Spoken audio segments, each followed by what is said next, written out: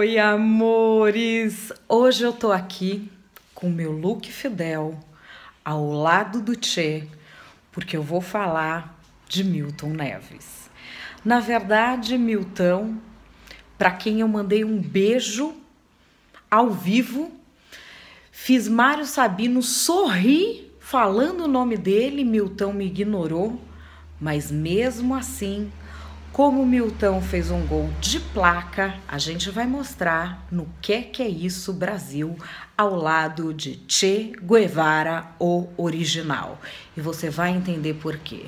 Porque essa é a semana do triplex. De quem é o triplex? Triplex, triplex. Mas quem sambou na cara da sociedade fazendo perguntas sobre triplex? Milton Neves, Brasil. Porque Milton Neves está se revelando a Oprah Winfrey do jornalismo político. Como assim a Oprah Winfrey? Porque assim, ele já está tão rico que ele faz aquela pergunta que todo mundo quer fazer e não faz com medo de ser demitido. Aí o Milton não tem essas coisas. Milton vai lá e pergunta. Então vamos ouvir aqui este grande embate que o próprio Milton me mandou por e-mail. Milton Neves. Milton Neves versus Cristiano Zanin, o advogado do Lula. Senta que lá vem história e vale cada segundo. Doutor Cristiano Zanin, eu prometo, agora é a última pergunta, muitas vezes numa entrevista de um jornalista esportivo com um jurista, talvez saia algo diferente, né? Porque os colegas do jornalismo político são muito mais competentes, muito mais inteligentes. Mas uma coisa que me intriga envolvendo Lula, a quem eu dou nota 9,25 como presidente durante 8 anos e 9,1, gosto muito de notas, para o Fernando Henrique Cardoso, eu não tenho partido, eu gosto da minha garganta e do meu microfone, entendeu? Então eu gostei muito do trabalho dele. Depois apareceram essas pepineiras aí, que isso aí o senhor está defendendo, tem gente acusando, vamos ver o que vai dar, o Poder Judiciário que decide. O que me intriga é o seguinte, eu também tive uma origem humilde, não tanto quanto a dele. E a importância dele é de 1000 a 1 em mim. Agora, eu tenho 3 filhos, ele tem 4. Ele fez essas palestras, recebeu o dinheiro dele, trabalhou, deu nota fiscal, pagou imposto. Por que cada filho mora numa casa de um amigo?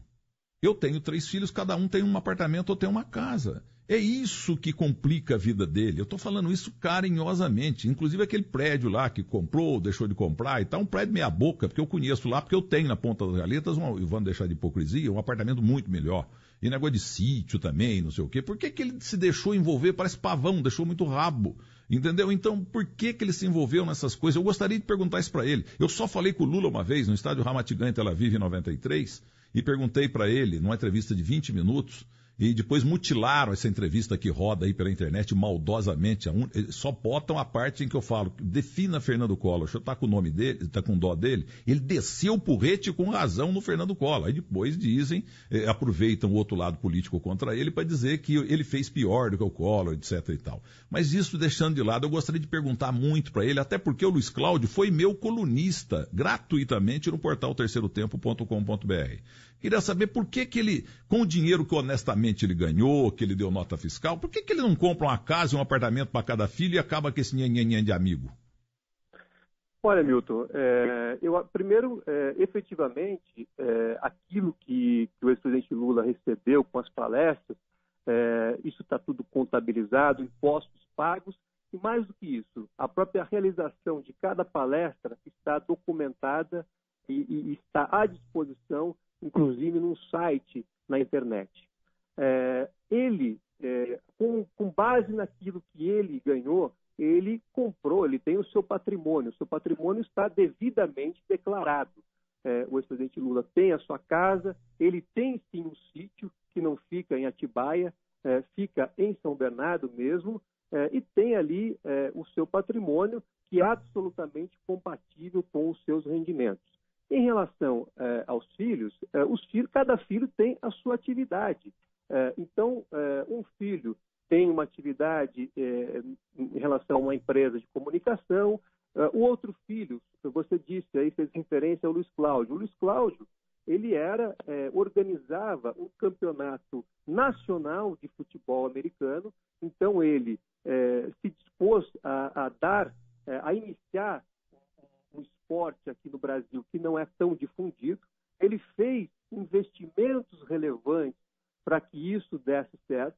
Ele conseguiu ter um campeonato bastante prestigiado. Para você ter uma ideia, nesse campeonato jogavam times como Flamengo, Botafogo, Portuguesa, São Paulo. Então, era um campeonato bem organizado e que estava evoluindo naturalmente. Agora, com essas suspeitas indevidamente lançadas, esse projeto, por exemplo, acabou.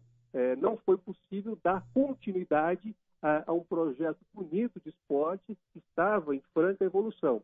E ele, naquele momento, por se dedicar a esse projeto esportivo, a esse projeto que demandava um investimento intenso, não tinha condições enfim, de comprar um imóvel para ele. Então, ele recebeu temporariamente um imóvel para morar de uma pessoa que é muito próxima dele, que inclusive é seu padrinho. Então, não há nenhum tipo de ilicitude numa situação em que você está se dedicando a um projeto que demanda intenso investimento e, momentaneamente, você receber a ajuda de um padrinho. Isso não pode ser configurado ilícito e muito menos gerar qualquer suspeita. São situações normais da vida que, somente em relação ao ex-presidente Lula e aos seus familiares, busca-se lançar suspeitas, busca-se tornar crime indevidamente apenas para gerar um gasto. O importante é que todo o patrimônio do ex-presidente está declarado, ele tem como mostrar a sua origem e, com relação aos filhos, cada um tem a sua vida. Não se pode misturar a vida de pessoas que atuam na área privada com o pai que teve uma atuação pública e tem uma atuação pública de mais de 40 anos. São situações distintas e que não podem ser confundidas. Mas eu posso te dizer que cada um deles, até pela exposição que tem, exposição indevida, jamais cometeu atos ilícitos, e isso vai ficar claro ao final desse processo. Doutor Cristiano Zanin, em nome da equipe da família Bandeirantes, muito obrigado pela entrevista esclarecedora, o senhor sempre opinando, informando, dando as suas versões, e me perdoe por perguntas de um leigo para um jurista. Milton, imagina, eu quero te agradecer, eu considero você um dos grandes jornalistas brasileiros, e é um prazer sempre estar no seu programa, estar participando aí com vocês desse momento aí importante do nosso país. Um grande abraço, boa tarde para o senhor e viva o São Paulo, tá bom? Obrigado, um grande abraço para você e para todos os ouvintes. Muito obrigado. Depois disso tudo, tenho apenas 2 comentários a fazer. Número 1, Milton Neves reparou quando ele falou que isso são coisas normais da vida? Eu tô aqui de olho nesse apartamento que o senhor tem lá em Manhattan. Por que uma pessoa como eu tem que pagar hotel em Manhattan quando amigos